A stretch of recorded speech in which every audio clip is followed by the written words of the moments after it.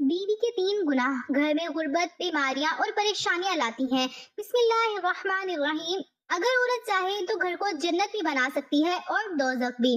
नाजुक होने के बावजूद भी अल्लाह ताला ने औरत को बहुत सारी खूबियों से नवाजा है, मगर इन खूबियों के होने के बावजूद भी कुछ औरतें अपने गैर इखलाकी रवैये से अच्छे भले जन्नत नुमा घर को जहन्नुम का टुकड़ा बना देती हैं। हजरत हकीम लुकमान से पूछा गया कि वो कौन सी औरतें हैं जो दीमक की तरह रिश्तों को अंदर से खोखला कर देती हैं। यहाँ दीमक की मिसाल क्यों दी गई है? इसलिए कि दीमक लकड़ी को अंदर से खाता रहता है, खा खा कर अंदर से खोखला कर देता है। इसी तरह पूछा गया वो कौन सी औरतें हैं जो रिश्तों को अंदर से खा खा कर अपने गुनाहों के जरिए अपनी बुरी आदतों से अंदर से बिल्कुल खोखला कर देती हैं।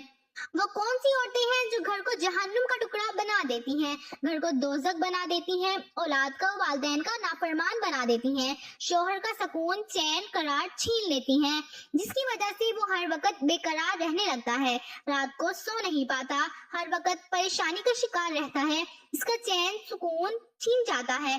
किसकी वजह से?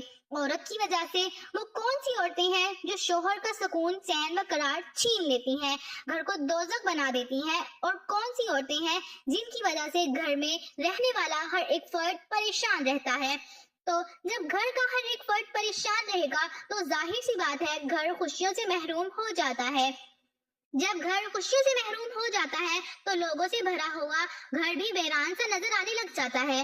पूछा गया वो कौन सी औरतें हैं जो घर का सुकून बेचैनी में बदल देती हैं, बेकरारी में बदल देती हैं, बेचैनियों में बदल देती हैं, चैन व करार को परेशानियों की मिट्टी में दफन कर देती हैं। फरमाया पहला गुनाह कौन सा है? पहला गुनाह ये है कि बीवी अपने शोहर के सामने हर वक्त अपने चेहरे को बिगाड़ कर रखती है। सुबह शाम, दिन रात, हर वक्त, हर लम्हे अपने शोहर के सामने अपने चेहरे को बिगाड़ कर रखती हैं। उदास सा चेहरा लेकर चलती फिरती रहती हैं। हालांकि शोहर इसके ऊपर नेकी करता है, इसे खुश रखने की कोशिश करता है, इन सब के बावजूद भी वो अपना चेहरा लटका कर रखती हैं, हर वक्त उदास परेशान नजर आती हैं। तो ऐसी औरत बहुत जल्द अपने शोहर के दिल से निकल जाती हैं और इस औरत से बढ़कर कोई भी इंसान बदकिस्मत नहीं हो सकता कि जो औरत अपने शोहर के दिल से निकल जाती हैं। पूछा गया औरत के लिए सबसे बुरा वक्त कौन सा है? कहा गया कि जब औरत किसी छोटी या बड़ी वजह से अपने शोहर के दिल से निकल रही होती है,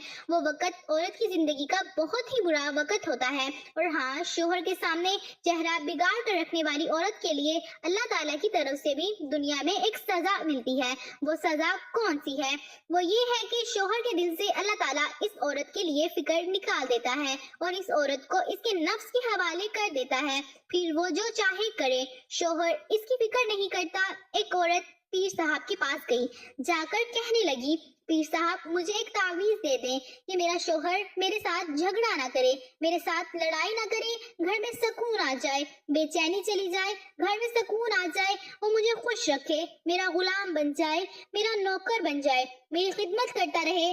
पीर ने कहा चलो इस तरह करो, एक गिलास पानी का लेकर आओ, मैं इसमें कुछ दम करता हूँ, वो पीना, इंशाअल्लाह तुम्हारे घर से लड़ाई झगड़ा खत्म हो जाएगा। औरत गई, पानी का गिलास लेकर आई। जब गिलास पानी का लेकर आई तो पीर साहब ने क्या किया? आंखें बंद की, आंखें बंद कर कर कुछ दम पढ़ा, मुंह में कुछ पढ़ा, पढ़कर पानी के ऊपर फूंक दिया। कहा जब तेरा शोहर लड़ाई करेगा, वो पानी जो था वो औरत को दिया।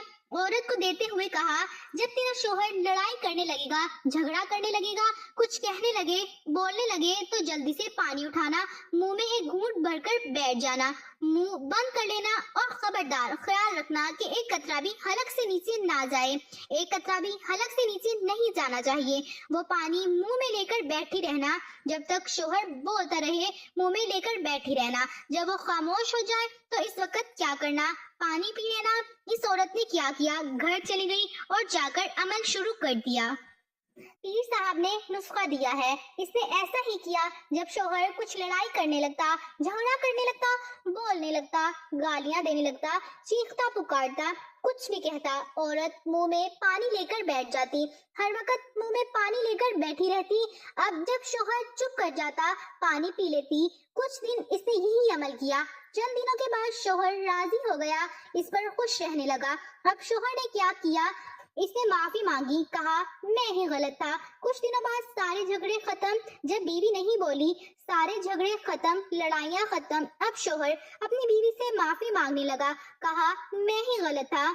تو اس کا مطلب یہ ہوا کہ اگر دونوں میں سے، میاں بیوی میں سے، جو دو جماعتوں میں سے ایک بندہ خاموش ہو جائے تو جھگڑا آگے نہیں بڑھ سکتا، لڑائی جھگڑا وہیں پر ختم ہو جاتا ہے۔ حکیم لقمان نے فرمایا، دوسرا گناہ کون سا ہے عورت کا؟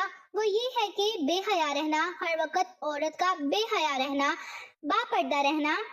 رسول کریم صلی اللہ علیہ وآلہ وسلم نے عورتوں سے مخاطب ہوتے ہوئے فرمایا کہ میں نے جہنم میں عورتوں کی تعداد زیادہ دیکھی، عورتوں کو کثیر تعداد میں دیکھا جہنم میں، کیوں؟ جب وجہ پوچھی گئی تو رسول کریم صلی اللہ علیہ وآلہ وسلم نے فرمایا کہ شوہر کی ناشکری کی وجہ سے میں نے عورتوں کی تعداد جہنم میں زیادہ دیکھی۔ میرے پیارے اسلامی بہنوں، ایک بات یاد رکھیں کہ جو عورتیں اپنی شوہر کی غلامی نہیں کرتی تو ایک وقت ایسا آتا ہے اسے ہزاروں کی غلامی کرنی پڑتی ہے، کہاں ایک بندہ اور کہاں ہزاروں کی غلامی۔ آج اگر کسی عورت سے، بے پردہ عورت سے پوچھا جائے کہ تو پردہ کیوں نہیں کرتی، تو اپنا جسم کیوں نہیں ڈھانپتی، تو چہرے پر حجاب کیوں نہیں کرتی، جواب کیا ملتا ہے؟ لوگوں کی وجہ سے، رشتہ داروں کی وجہ سے۔ تو مطلب یہ ہوا کہ اس نے ایک اللہ کی غلامی چھوڑ کر لوگوں کی غلامی شروع کر دی، وہ لوگوں کی غلام بن چکی ہے، عورتوں کی غلامی کرنے لگی ہے۔ تو اسی طرح جو عورت اپنے شوہر کی غلامی نہیں کرتی تو اس کو بعد میں اپنے بڑے بھائی کی غلامی کرنی پڑتی ہے، اس کے بچوں کی غلامی، اس کی بیوی کی غلامی نہیں کرے گی تو روٹی نہیں ملے گی، اس کے گھر کا نہیں پوچھے گی تو روٹی نہیں ملے گی، واش روم صاف نہیں کرے گی تو روٹی نہیں ملے گی۔ تو کہا اس نے ایک شوہر کی غلامی نہیں کی، نافرمانی کی، شوہر کی غلامی نہیں کی تو اسے ہزاروں کی غلامی کرنا پڑے گی، بہن بھائیوں کی، اس کے بچوں کی، ان کی بیویوں کی۔ اس دنیا کی زندگی میں ہر ایک انسان کسی نہ کسی قید میں ہے، کوئی بھی آزاد نہیں، ہر کوئی قید میں ہے، کوئی خدا کی قید میں تو کوئی شیطان کی قید میں، کوئی نفس کی قید میں تو کوئی لوگوں کی قید میں۔ اب یہ آپ پر ڈیپینڈ کرتا ہے کہ آپ رحمان کی غلامی کریں یا شیطان کی، حیا کی کریں یا بے حیائی کی۔ حیا کی بات آئے تو یہاں پر مجھے ایک چھوٹا سا واقعہ یاد آیا۔ مدینے کی عورتوں میں بحث چھڑی، عورتیں آپس میں بحث کرنے لگی کہ عورت کا اصلی زیور کیا ہے۔ کسی نے کہا کہ عورت کے ہاتھ خالی نہیں ہونے چاہیے، کسی نے کہا عورت کی ناک خالی نہیں ہونی چاہیے، کسی نے کہا عورت کے کان خالی نہیں ہونے چاہیے، کسی نے کہا عورت کا گلا خالی نہیں ہونا چاہیے، عورت کے گلے میں زیور وہی اچھا ہے، عورت کے ہاتھ میں بھی زیور ہونا چاہیے، عورت کے ناک میں بھی، عورت کے کان میں بھی، یہی بحث بڑھتی گئی، بات لڑائی جھگڑے تک پہنچی۔ ان میں عورت بیٹھی تھی، اس عورت نے کہا جھگڑتے کیوں ہو؟ ایسا کرتے ہیں سیدہ فاطمہ زہرا کے پاس چلے جاتے ہیں۔